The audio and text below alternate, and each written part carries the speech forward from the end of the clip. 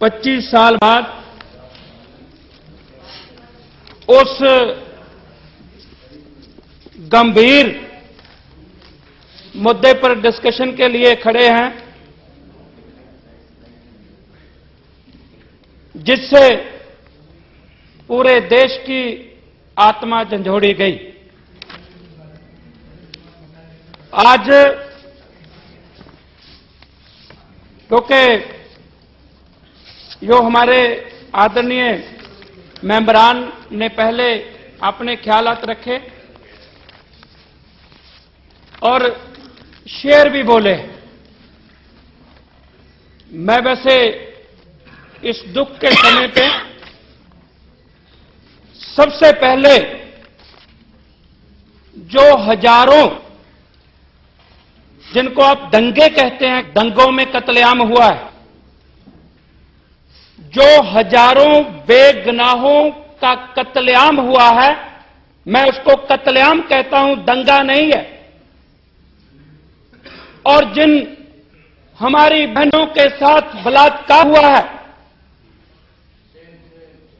जो इस देश की धरती पर बेगुनाहों के खून की होली खेली गई, मैं अपने भाषण से पहले मैं उन महान शहीदों को, जिनकी जान इस देश के एक षड्यंत्र के तहत, एक कैलकुलेटेड कैंपेन के तहत, एक प्लानिंग के तहत ली गई, सबसे पहले मैं उनको अपनी ओर से, अपनी पार्टी बहुजन समाज पार्टी की ओर से इस सदन में श्रद्धांजलि अर्पित करता हूं और उन बहनों के साथ हमदर्दी प्रकट करता हूं जिनकी इज्जत के साथ खिलवाड़ हुआ। हमें इस देश में मेरे से पहले जो बातें कह दी गई, मैं उनको दोहराऊंगा नहीं, सदन का समय कीमती है, लेकिन इस देश की आजादी में, इस देश को बनाने में, इस देश को संभालने में, और जब अब्दाली आता था, उस हमलावर से, बदेशी से, इस देश की अबला की चुन्नी को बचाने के लिए अगर कोई आगे निकलकर मैदान में आया तो वो इस देश का सिख था। जिन लोगों ने इस देश की अबला की इज्जत अब्दाली से बचाई, देश की आजादी के बाद उनकी बहु बेटियों की इज्जत के साथ खिलवाड़ हुआ, इससे ज्यादा शर्मनाक देश और देश के शासकों के लिए क्या हो सकता है। ये कहते हैं कि जख्म भर जाएं, जख्म ना करे दे जाएं, जख्म नहीं भर पाएंगे जब तक इंसाफ नहीं होगा। बातों से जख्म भरने वाले नहीं मेरे भाई। 25 साल हो गए। अब मेरे साथियों ने शेर सुनाया, मैं भी सुना रहा हूं। दुख का शिर है, कहते सोचा था बहार देखेंगे, सोचा था बहार देखेंगे, हर कली पे बुलबुल का प्यार देखेंगे, हमें क्या मालूम आलम यह, इस गुलशन में अपनी ही माजार देखेंगे। ये आपने किया है। इतिहास इसके लिए आपको कभी माफ नहीं करेगा। हम ये इतिहास, अब जो हम 84th का इंसिडेंट है, थोड़ा सा हम इतिहास की ओर जाना चाहेंगे। आजादी जिसे हम कहते हैं, अगर हम उसको देखें, आजादी के लिए शहीद भगत सिंह ने फांसी के रस्से को चूमा, आजादी के लिए शहीद उधम सिंह ने जाके जनरल डायर से बदला लिया जलियांवाले बाग के साके का, लेकिन जब पावर ट्रांसफर हुआ जब देश अपने में सम्मान के रहने का वक्त आया तो तभी इस देश के गृह मंत्रालय ने एक सर्कुलर जारी किया। क्या सर्कुलर में मेंशन किया कि सिख एक जराइम पेशा लोग हैं, इनके ऊपर नजर रखी जाए।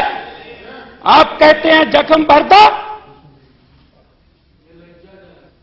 आप कहते थे कि आजादी के बाद सम्मान देंगे, लेकिन आजादी के बाद एक पत्र हर जिले के डीएम को भेजा गया कि सिख एक जराइम पेशा लोग हैं, इनके ऊपर नजर रखी जाए। आपकी नीयत और आपकी दिशा का उस पत्र से पता चल गया था कि आप किस देश को किस ओर चलाना चाहते हैं। और उसके बाद लैंग्वेज बेस्ड स्टेट की बात चली। पंजाबी जबान के आधार पर सूबा बनाने के लिए मोर्चे लगाने पड़े और हमें अफसोस है कि जब पंजाबी लैंग्वेज का सेंसस हुआ, जनगणना हुई, आप अकेले ही जिम्मेवार नहीं 84th के। हमारे कुछ भाई इधर भी बैठे हैं, मैं ये भी कहने से संकोच नहीं करता। जब 1961 में पंजाबी भाषा की जनगणना हुई तो पंजाब की धरती पे पंजाबी मां बोली से नाइंसाफी की मुहिम जनसंघ ने भी चलाई।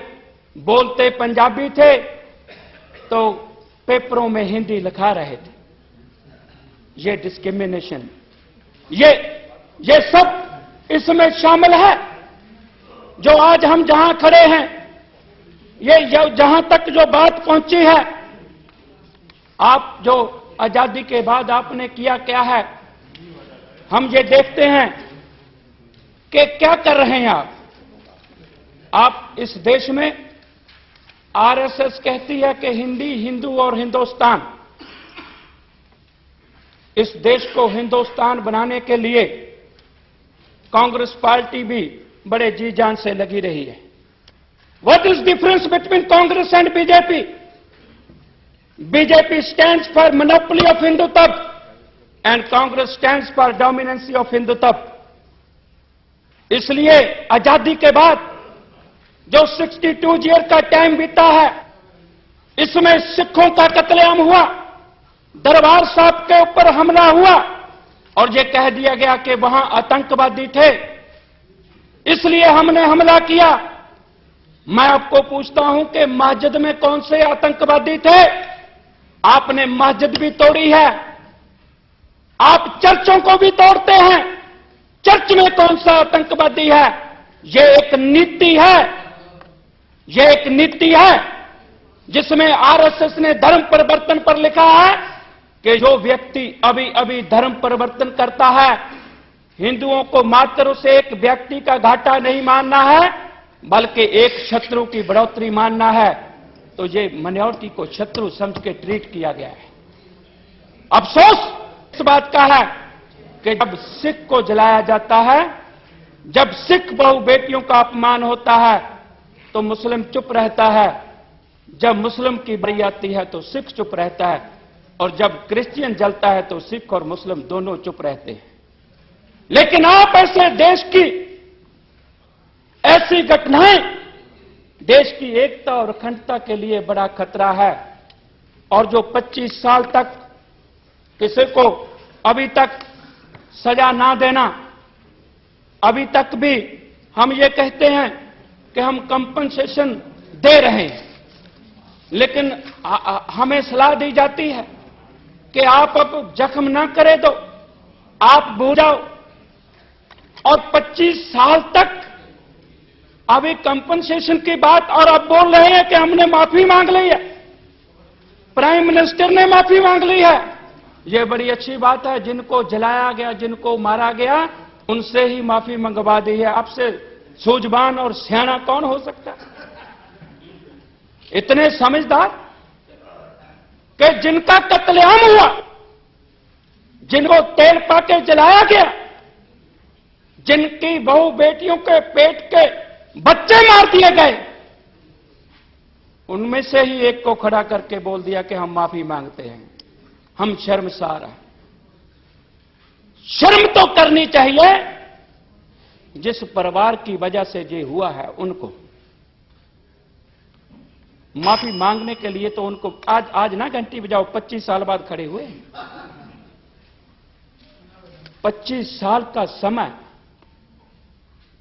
आपने लगा दिया, और आज यहां पर जुडिशरी पर भी सवाल उठे हैं, और सरकार की तरफ से हमारे आदरणीय मेंबर ने बोला हमारे कानून में खामियां हैं।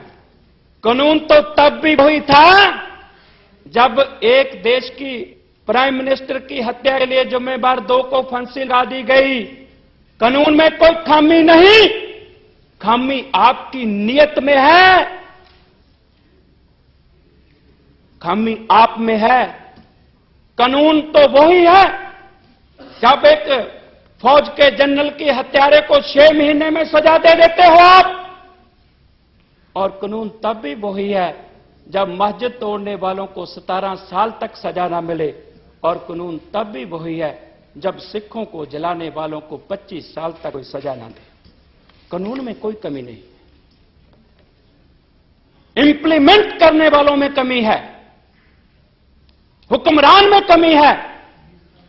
और हमारे आदरणीय मेंबर आहलूवालिया जी ने कहा कि भाई आपने, कोई बात नहीं, चले गए तो कहीं ना कहीं तो सुनते ही होंगे कि भाई आपने जब ब्लू स्टार ऑपरेशन किया तो आप ले आए वहां से हमारे ऐतिहासिक दस्तावेज,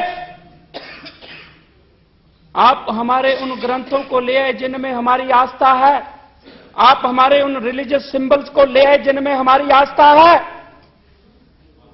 आप वापस करो ये सिखों की आन और शान जो आप संभाल के बैठे हैं, पता नहीं कैसे आप उनका अपमान कर रहे हैं।